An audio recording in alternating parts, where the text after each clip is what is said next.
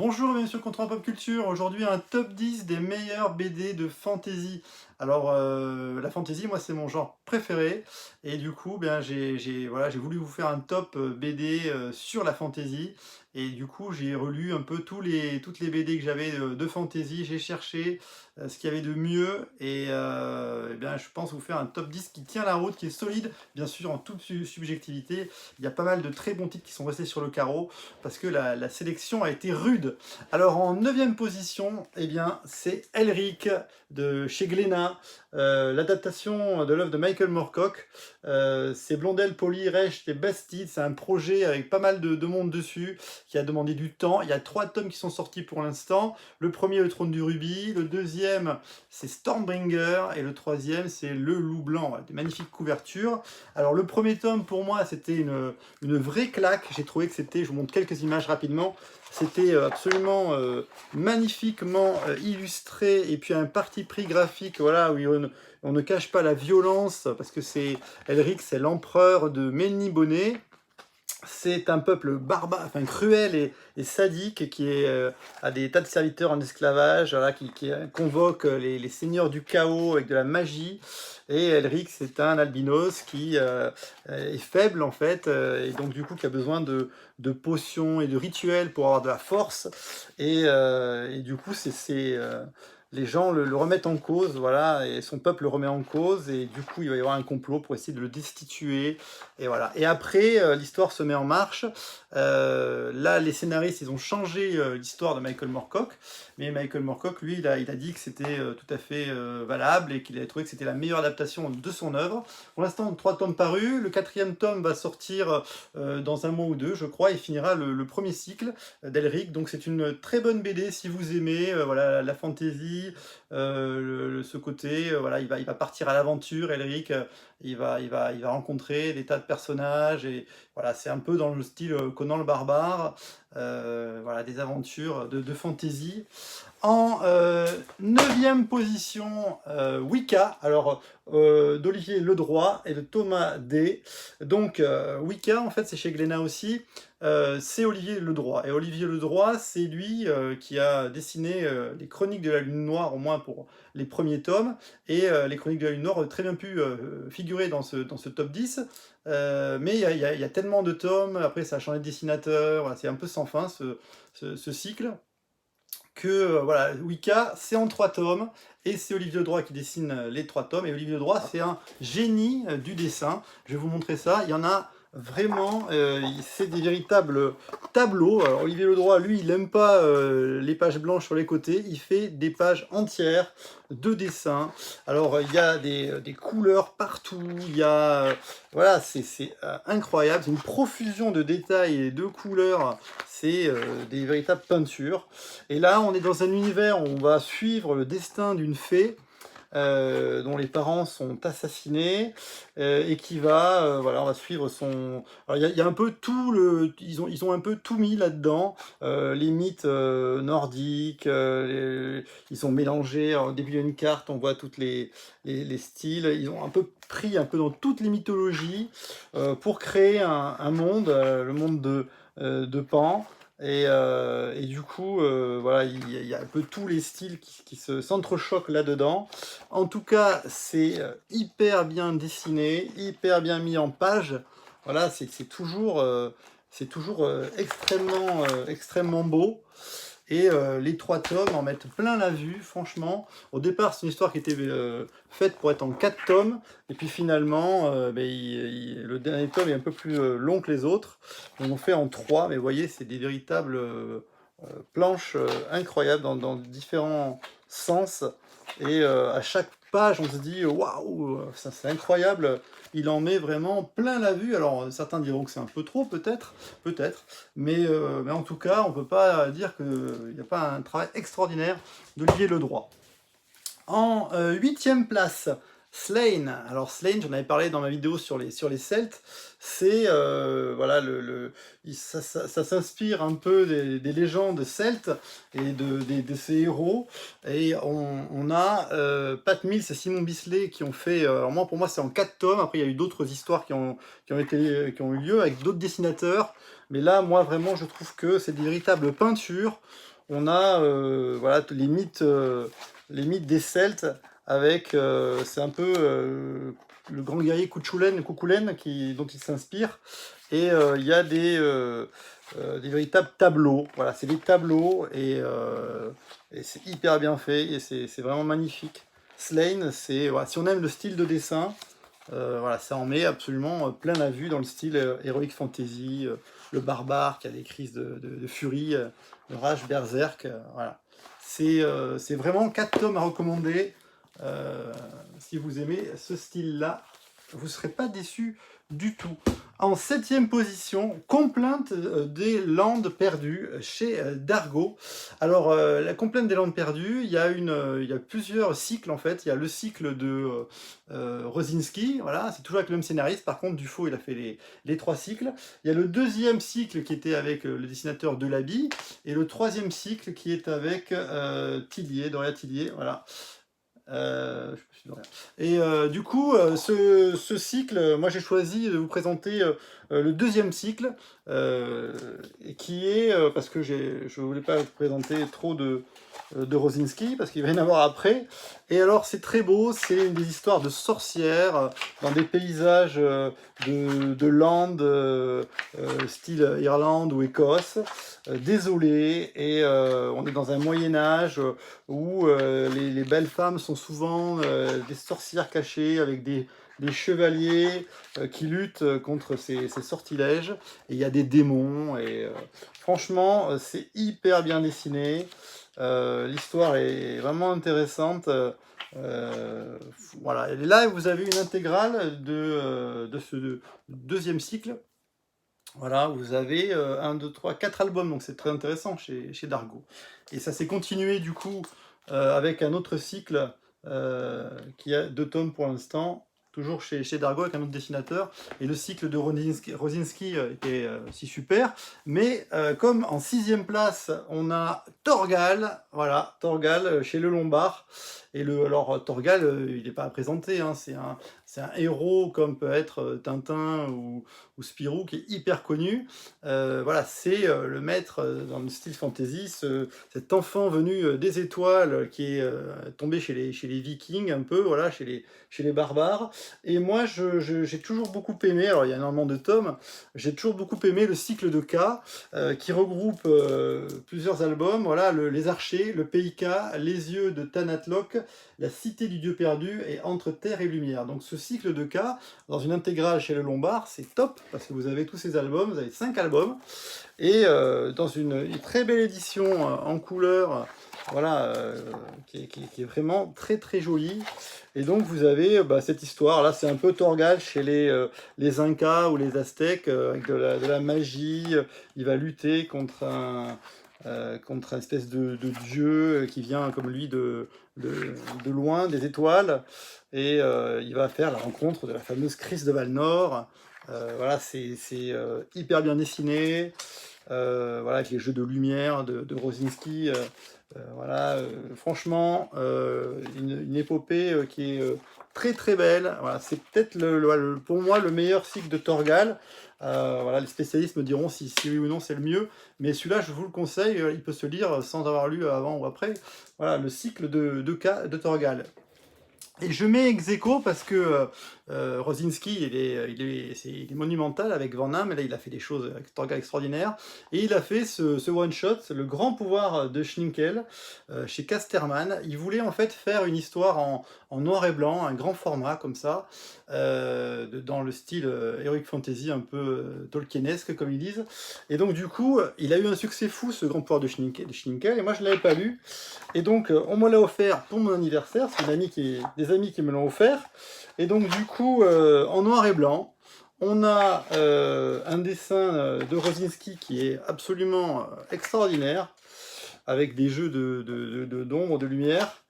Ce noir et blanc est vraiment très très beau. Et cette histoire de alors il y a plusieurs peuples, de ce Schninkel qui va avoir un peu comme Moïse, la révélation d'un dieu sous forme de monolithe qui va lui parler, qui va lui dire qu'il doit sauver le monde, en gros, avant 5 lunes. Et il va rencontrer des personnages sur son périple. C'est un récit un peu comme ça initiatique. Et il y a chaque peuple qui va l'aider. Il va trouver aussi voilà, l'amour. Et puis, il y a beaucoup de références christiques, on va dire, hein, au parcours de Moïse, de Jésus, du christianisme, sous forme un peu d'heroic fantasy. Et bon, faut pas déflorer la suite, mais voilà, c'est assez étonnant. Et en tout cas, c'est un classique, mais il le mérite, quoi. Voilà, j'ai trouvé très très bon le grand pouvoir d'une Schninkel en un seul tome à voir. Il existe aussi en couleur, à voir si vous préférez en couleur, mais à la base, il était fait en noir et blanc. Ensuite, on arrive en 5e place, Siegfried, d'Alex Alice. Donc ça, c'est vraiment chez Dargaud. C'est en 3 tomes. Là, je vous présente 2 tomes parce que je vous présente les rééditions, en fait. Il a été réédité, donc là, les 2 premiers sont sortis en réédition. Les rééditions sont magnifiques. C'est vraiment du très très beau travail. Siegfried, c'est l'histoire des Nibelungen, l'anneau des Nibelungen.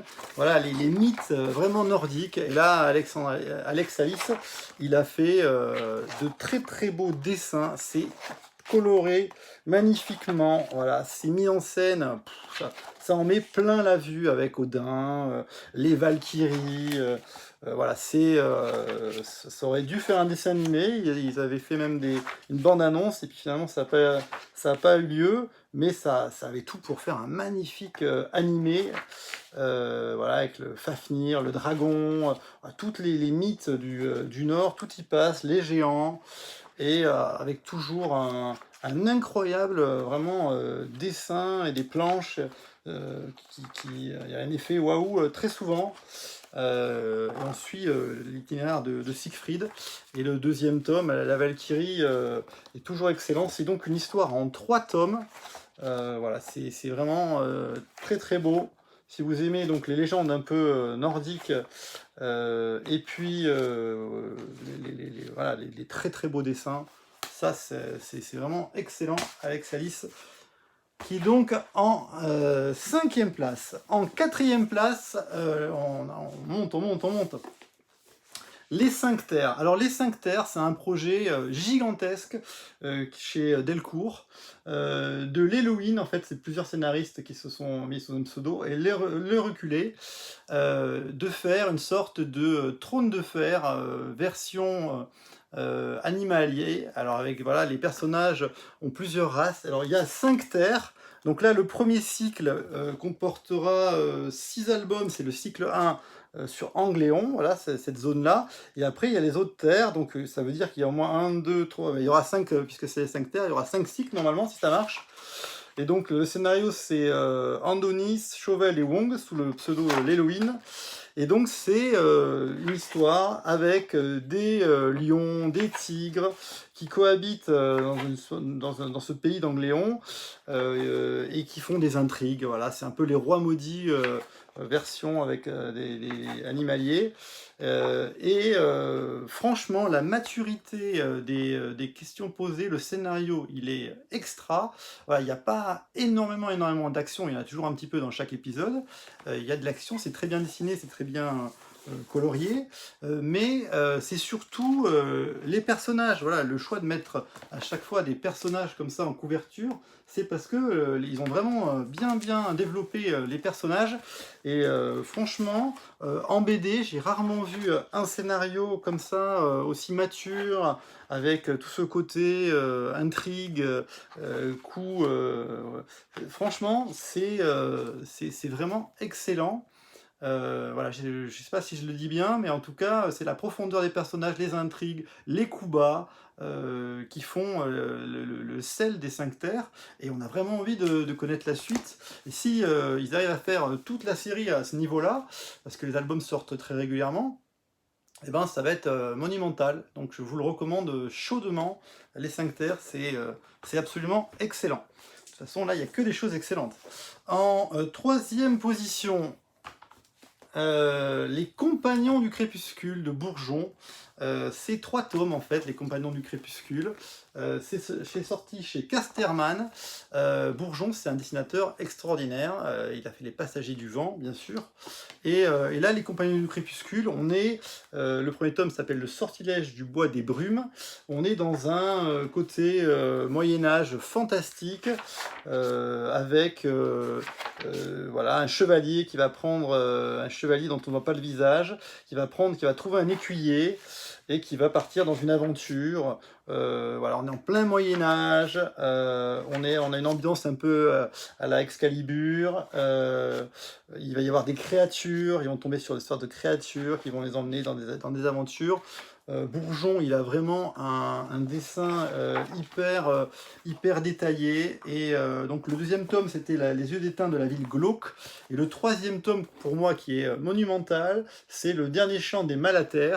Voilà, c'est un album que j'ai lu et relu, parce que voilà, je trouve qu'il est, il est superbe, le dessin est superbe, on est vraiment dans une ambiance moyenâgeuse, voilà, il y a toujours une intrigue, des aventures, et voilà, c'est vraiment pour moi ce qui symbolise un peu le côté Moyen-Âge fantastique.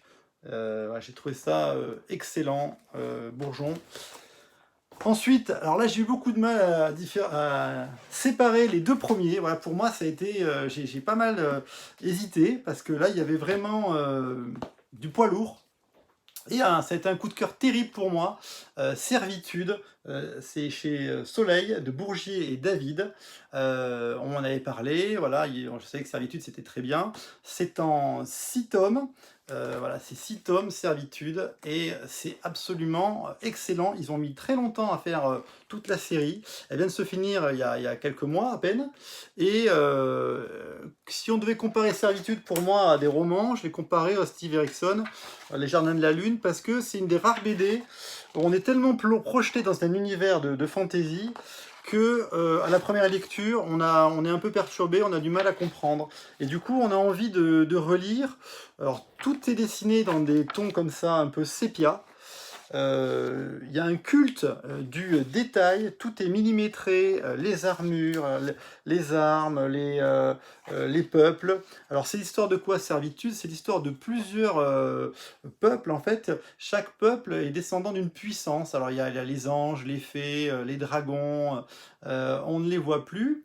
Ils sont partis, mais en fait, il y en a qui essayent de continuer à intriguer pour déterminer le destin des hommes. Il y a une grande puissance, une sorte de dieu qui est par-dessus, qui essaye de manipuler tout ça et de faire que les hommes échouent. Et en fait, il ne s'attache pas tellement à ça, il s'attache vraiment aux personnages, et il s'attache à décrire chaque civilisation. Ils ne décrivent pas toutes, mais là, par exemple, on parle des hommes, voilà, et on est dans un univers un peu moyenâgeux, style un peu trône de fer, voilà. C'est vraiment hyper bien dessiné, c'est graphique. Il y a des batailles, il y a des dragons, voilà, c'est magnifique. Et puis, ce qui est génial, c'est que après, le tome 2, par exemple, s'intéresse lui à l'autre civilisation, les Drekar, qui sont issus des dragons, du sang des dragons. Et là, on est dans une civilisation un peu plus type médiéval japonais. Il y a des textes d'introduction, il y a des annexes dans les albums qui expliquent toute la profondeur de l'univers. C'est ça qui est génial, c'est que c'est une des rares BD où vraiment on sent qu'il y a un univers qui a été travaillé par les auteurs, une profondeur. Et donc là, on est chez les Drekar. C'est très très beau, toujours dans ces tons sépia, et donc on découvre un peu cet univers. Le troisième tome, c'est une grosse baston, une grosse bataille, et du coup, voilà, c'est très, il y a beaucoup d'action, c'est très beau, c'est très chouette. Et surtout, à la fin, il y a un véritable livret, je vais vous le montrer, hop, sur cette bataille, avec la bataille, quand elle a lieu, avec quels participants il y avait dans cette bataille, les mouvements de troupes, voilà comment ça s'est passé, à quel endroit ils sont arrivés, tout ça. Voilà, un sens du détail terrible. Et donc, il y a 6 tomes. À chaque fois, vraiment, on est bluffé par le niveau de dessin de Servitude. Alors, qu'est-ce qu'on pourra reprocher à cette série? C'est peut-être que finalement, en 6 tomes, elle se finit un peu trop vite, et on aurait envie d'avoir plus d'explications et plus de détails sur le tout. Il y a des ellipses qui sont faites exprès, hein, les auteurs ont expliqué qu'ils avaient cherché à faire, hein, de ne pas tout expliquer, de laisser aux lecteurs chercher eux-mêmes les réponses. En tout cas, j'ai pris une énorme claque avec Servitude. Je trouve que c'est, pour ceux qui aiment la fantasy, absolument excellent. La réputation de cette série n'est pas usurpée. Voilà, il faut s'y plonger, il faut relire les tomes, il faut regarder les détails, il faut avoir envie de rentrer dans cet univers, mais ça vaut le coup, c'est vraiment génial, Servitude. Et enfin, eh ben, il a tenu son rang parce qu'il était premier depuis très longtemps dans mes tops, dans ma tête. Et en fait, eh ben, la quête de l'oiseau du temps, chez Dargaud, là, de Le Tendre et l'Oiselle, le grand classique, et a réussi à tenir sa première place contre Servitude. Voilà, la quête de l'oiseau du temps, c'est pour moi en 4 tomes. Voilà, la quête la conque de Ramor, le temple de l'oubli, le Rige, et l'œuf des ténèbres. Alors il y a eu après un préquel sur la jeunesse de Bragon. Voilà, j'aime beaucoup moins, j'ai beaucoup moins accroché, j'ai lu pas mal d'albums, mais vraiment pour moi c'est ces 4 albums qui sont au-dessus. Alors pourquoi? Parce que Le Tendre et l'Oiselle, ils ont vraiment réussi leur coup à créer ce monde d'Akbar là qui tient complètement la route. Avec des créatures, avec voilà, une ambiance. C'est coloré, c'est bien dessiné. On suit Pélis, voilà, dans cette histoire, qui se retrouve être la fille d'une sorcière et qui va retrouver Bragon, le chevalier Bragon, et ils vont mener une quête. Et donc Bragon, voilà, va essayer il va s'attacher à cette fille. Et du coup, ils vont mener des aventures et rencontrer des personnages. Franchement, voilà, c'est la référence absolue pour moi, hein, de la BD de fantasy. C'est très très bien dessiné, c'est poétique, c'est coloré, c'est Loisel, hein. Voilà, il y a vraiment une qualité. Voilà, et c'est crédible, il y a même beaucoup d'humour, de l'émotion. Voilà, c'est vraiment excellent. C'est pour ça que depuis toutes ces années, c'est toujours la BD de référence de fantasy. Euh, voilà, la quête de l'oiseau du temps, si vous ne l'avez pas lu, c'est pas bien, il faut s'y mettre.